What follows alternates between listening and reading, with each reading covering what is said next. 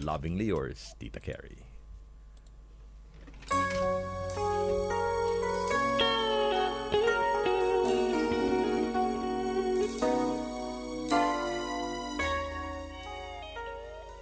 Ayan, yes. Nako na po tayo sa ating Lovingly Yours. It's me, your Tita Carrie.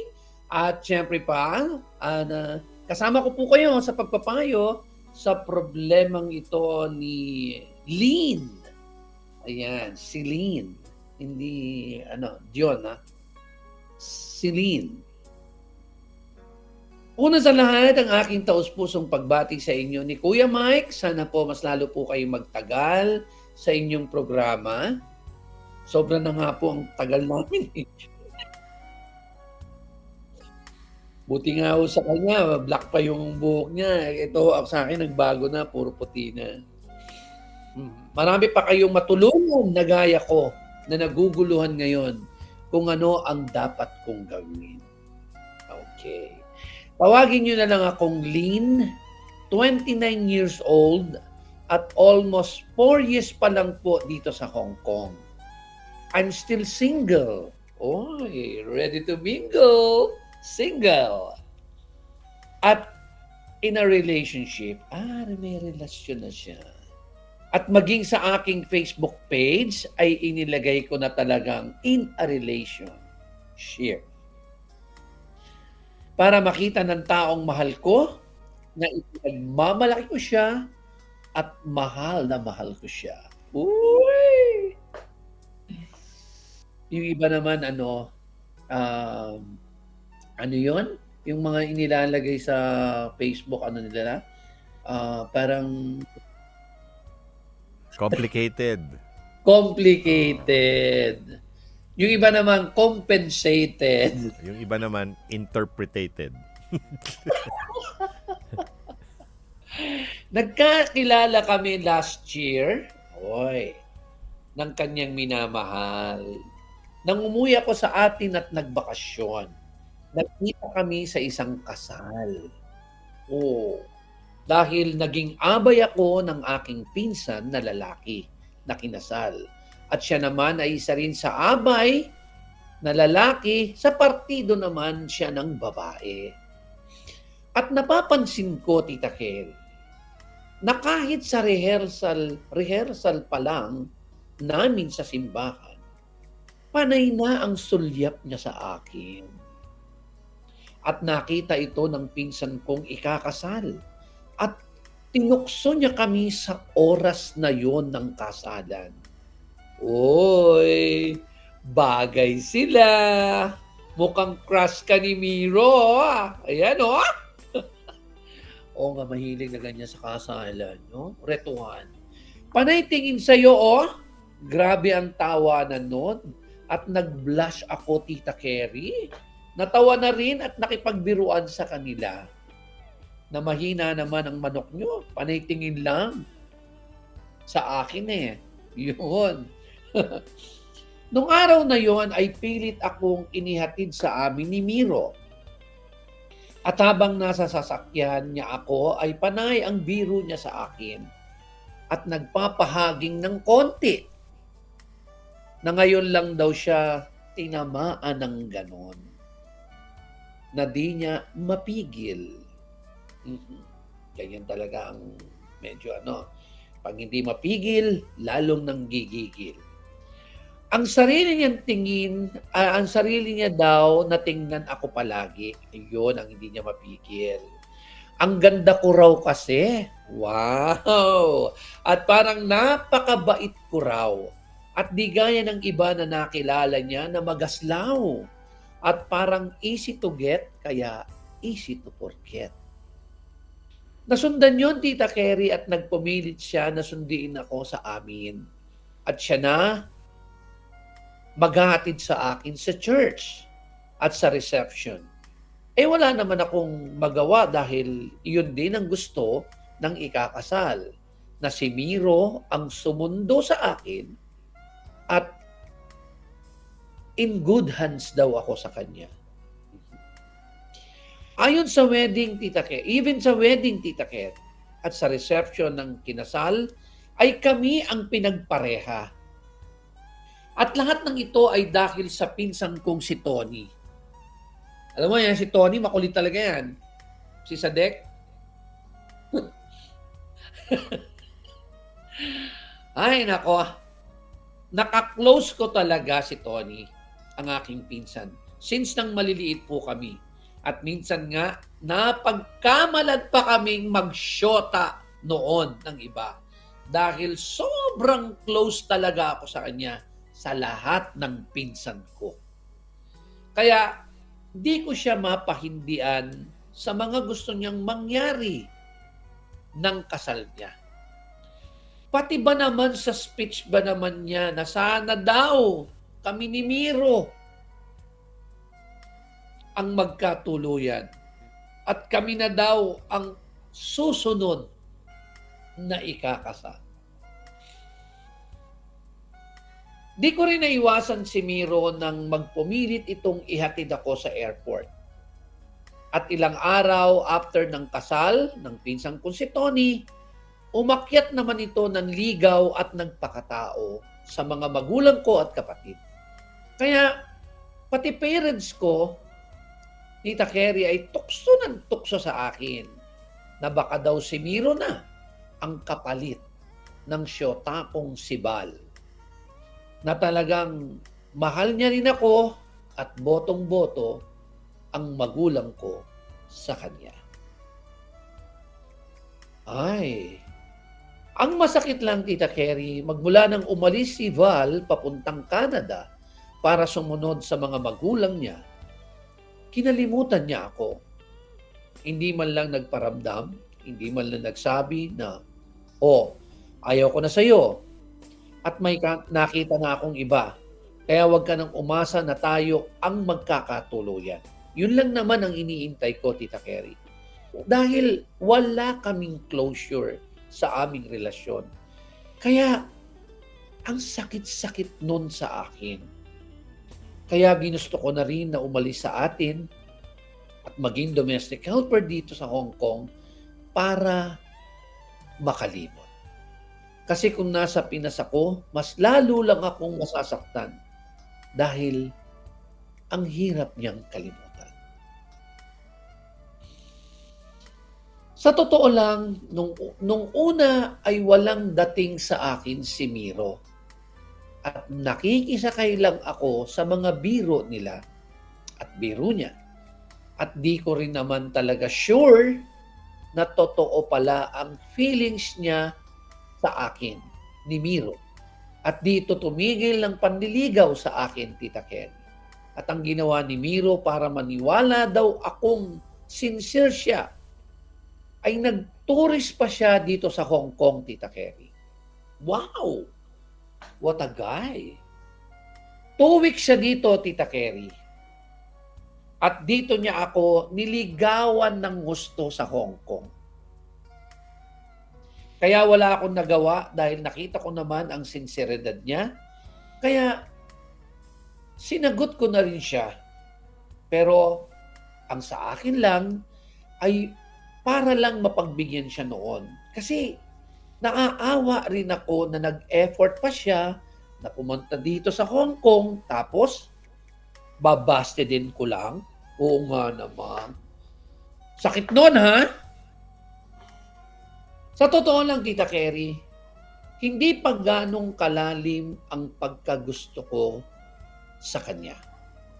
Dahil parang sa kabila ng ginawa sa akin ni Val, ay umaasa pa rin ako na someday somehow ay kami pa rin.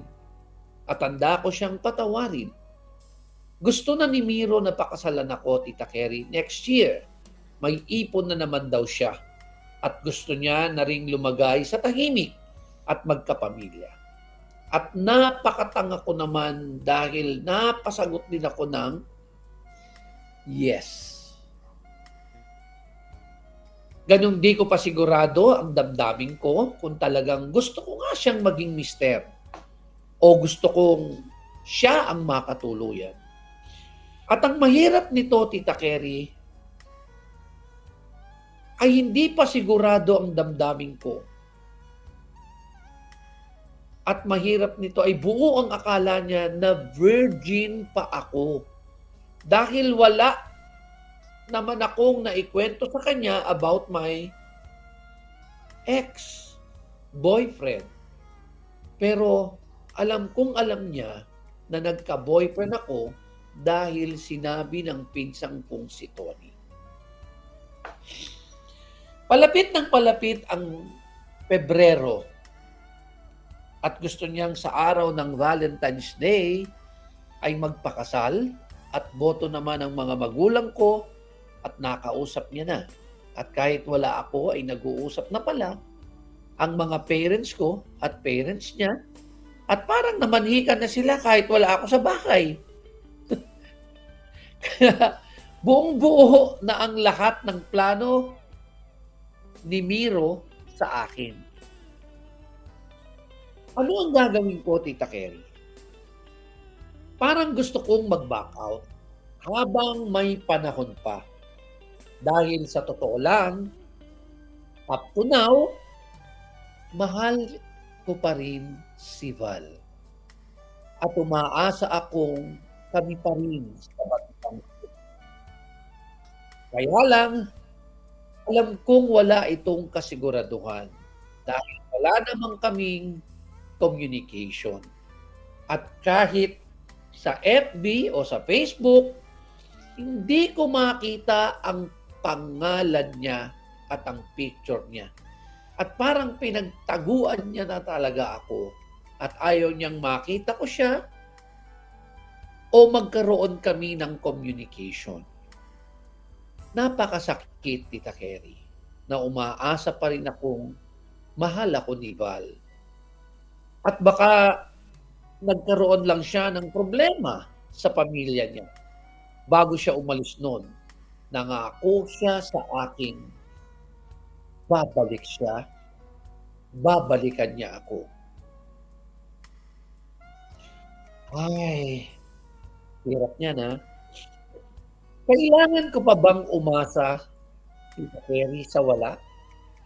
At paano ko sasabihin kay Miro ang lahat na di na ako virgin? At may nangyari sa akin noon dahil sa pagmamahal ko sa una kong boyfriend.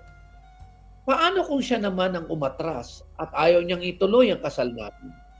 Paano ang aming magiging pagsasama? Gusto ko siya, pero hindi ko siya mahal.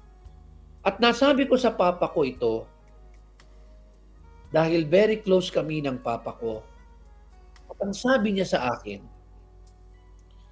mabait si Miro at better na sabihin mo sa kanya ang lahat-lahat. Ang lahat ng iyong nakaraan, ang lahat ng iyong pinagdaanan. At after nun, saka ako magdesisyon para wala daw akong pagsisihan.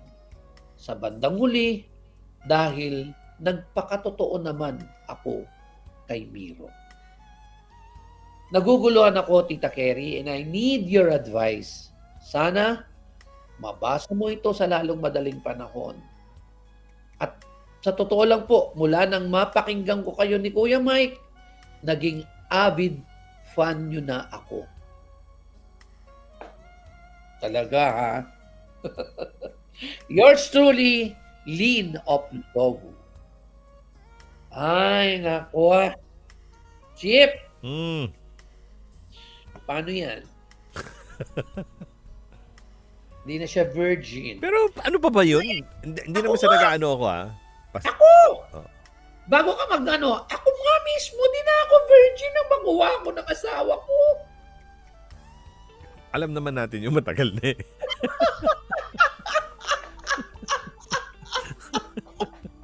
Huwag mo na ipala... Naiyak tuloy ako. Huwag mo na kasing ipagsabi. Diba? Hindi, pinalalakas ko lang ang loob niya. Okay. Bakit? Ano pa rin ba yan? Usapin pa rin ba Kaya yan? ngayon yung inaano ko, is that still something that people really consider? I do understand na some people, have this feeling of na sacred pa rin yun, di ba? May ano yan, konserbatibo. Correct. Oo. So, Ang ninuno niya, sila Jose Rizal. maniwala ako kay Jose Rizal na gano'n yung... Jose pa. Ang importante dyan is yung sanctity at sagrado ng inyong relasyon. Totoo yan. Di ba? Kasi parang ang hirap mong isipin na pati ba naman yung kinukonsideran nyo. Di ba? Ano ba? Napag-usapan, di ba? Nila na ang gusto ni Miro, ang akala ni Miro, di ba? Ano pa siya dahil wala naman siyang nasasabi, no? Siguro yun ang gumugulo sa isip niya, but ano yan eh? Sabi nga the truth will set you free. Yun. May sasabihin pa na sana ako pero hindi yun eh. Hindi, totoo yun. I think kung meron ka ding meron ka ding feeling doon sa tao, I think you just have to let that person know kung ano ka talaga. Kung hindi siya talaga para sa'yo at hindi niya ikaw in-accept, then maybe it's easier to accept it now than find it in the long run na masakit pala yung magiging mas malaki pa ang magiging problema. Di ba? Totoo ka dyan. Sabi nga dito ni Honey Mustard. Okay ito. Di ba yan yung yung sa tawag dito? Chicken nuggets. Honey Mustard. Sabi dito lahat lahat tayo ay may nakaraan, good or bad. Pag mahal ka ng isang tao, tatanggapin ka kung ano man ang iyong nakaraan. True. Pero mas magandang maging honest ka habang di pa kayo kasal. Alam mo, sa totoo lang, hindi naman talaga dapat maging sukatan yan eh. Di ba? Kasi kung nagiging sukatan yan ng lalaki sa babae, that is wrong. That's not love. That is what? Lust? Could be. Di ba? Bakit? Di ba? Ang pagmamahal, ang tunay at wagas na pagmamahal, ano man ang nakaraan ng minamahal mo, di ba? Tanggap mo yun eh. Ano man ang kanyang pinagdaanan, bukas loob yun na dapat mong yakapin. Diba? Kasi that's love. Nire-respeto mo siya. Di ba? Kaya yung respeto para hindi mawala sa kanilang dalawa, kailangan sabihin niya yung katotohanan. Yung sa loobin niya, no? Yes! Tunay na sa loob niya. Gusto kita pero hindi kita mahal. Pero, alam mo, yung bang,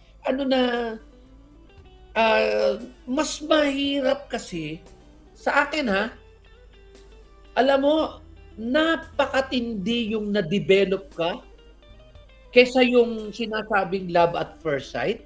Yung kagaya nung nangyari sa inyo ni Bal. Pero kay Miro, pag na-develop ka dahil sa kanyang tunay na pagkatao, tunay na pagmamahal, tunay na saloobin sa'yo, at no matter what, pag sinabi mo sa kanya, pinagtapat mo, tapos ganun pa rin siya sa'yo, wow! Daig mo pa ang tumama sa lotus. May sasabihin ako sa'yo. Pakiulit mo ngayon, wow! Ganun kabayong dapat mong tayaan. Sabihin mo nga ulit yung wow. Wow! Boting umiilaw, Royal True Orange.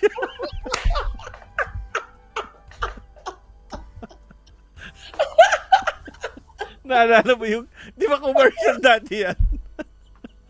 Alam mo, meron sa Saudi, may siya, may napangasawa siya. Hindi nasabi sa kanya yung nakaraan. Hindi nasabi nung pinakasalan niya. Tapos nung first night nila, di ba? Sabi niya, na-disappoint yung lalaki.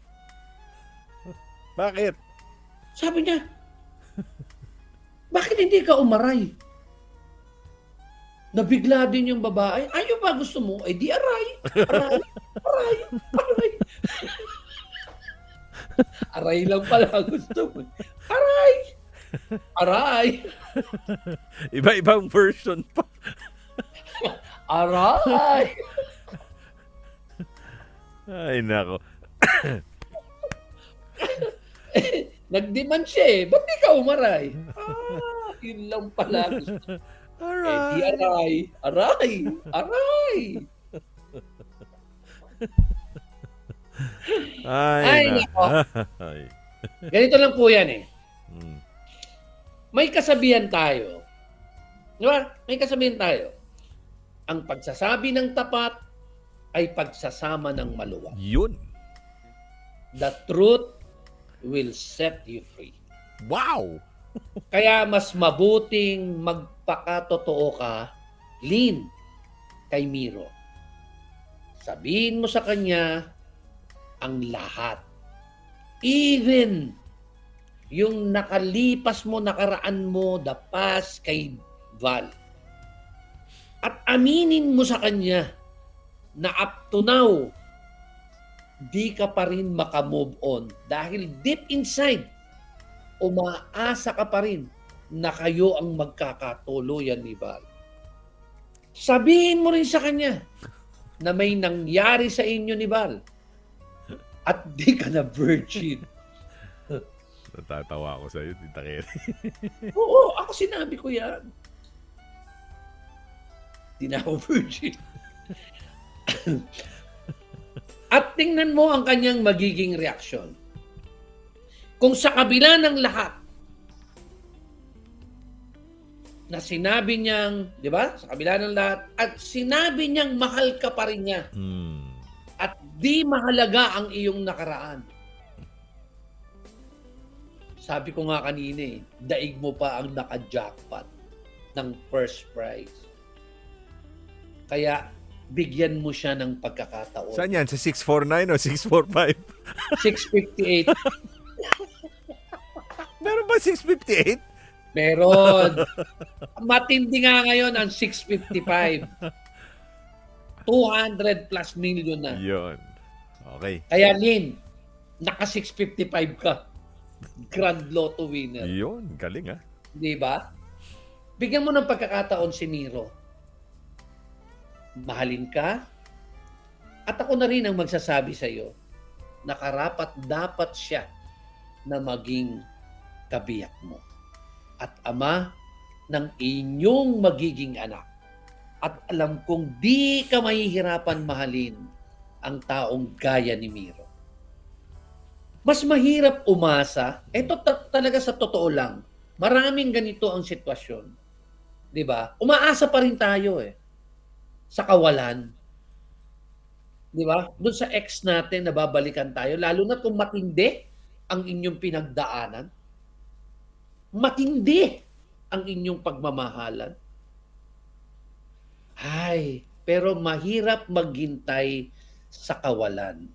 Lalo na at ilang taon na kayong walang communication ni Val. At kung talagang mahal ka ni Val, si Val ang dapat gumawa ng paraan para makipag-communicate sa'yo. At hindi ikaw, Lynn. Aanhin mo ang lalaking mahal mo nga, ngunit hindi ka naman pala mahal. Val, nananawagan po kami kay Val. Val, kung nasaan ka man ngayon, magparamdam ka na. Val ka ng ina mo! Hindi totoo. Mahirap ano mo yung sarili mo na hindi ka naman pala mahal. Di mas mabuti nang bigyan mo ng pagkakataon ang lalaking mahal na mahal ka na hindi mo naman mahal pero dahil sa kanyang pagmamahal ay matututunan mo rin siyang mahalin. Napakalalim naman. Dahil sa kanyang busila. Ako nang dahil sa kanyang busini. Sa kanyang wagas na pagmamahal. Tama ang papa mo na habang may panahon pa, sabihin mo ang lahat kay Miro. At kung ako ang nasa lugar mo, Lynn, pakakasalan ko yang si Miro. Kaysa umasa ako kay Bal. Puro ka na lang si Bal! Si Bal! Si Bal! Si Bal na walang malay. So ilang taon na ba siya? Ito matindi to. Oh. Natuturuan ang puso. Lalo na kung bibigyan mo ng pagkakataon ang taong nagmamahal sa'yo. Mas maganda po yung na-develop ka, mas lalong matindi yun. Mas lalong na pagmamahal yan. Kaysa sa unang bugso lamang, malilimutan mo rin si Bal. At hindi siya karapat-dapat, Lynn, sa iyong pagmamahal. Ay, ihing-ihi na ako sa iyo, Lynn. Sa bawat tanong, Sa bawat at syempre ito po yung Tita Kelly na nagsasabing sa bawat tanong ay may sagot, sa bawat suliranin na may kalutasan. Arrivederci. Babu, I love you. Sige, pitigilan ko pa. wag na. Baka mamaya kung ano mangyari. Pero totoo yan, ha? Totoo yan. Bigyan mo ng pagkakataon si Mira. Masarap yung na-develop. Okay, sige, sabi mo. Kasi pag na-develop ka, di ba? Pag kinuha mo yung kalabasan nun, ay, nako. Ganda. It is only you and you alone. Yes. Miro. Okay. Miro. Imagine, Miro mo yun. Val. Miro yun, ha? Val. Panawagan mo ulit si Bal, ha? Val, nananawagan kami sa iyo. Kung nasaan ka ba ngayon, matagal ka nang hindi nagbibigay ng sustento. Okay, maraming salamat, Tita Cares. We'll catch you again next week. Muhammad Chup Chup. Miss you guys. Miss you. Miss you Hong Kong. Love you. Mwah.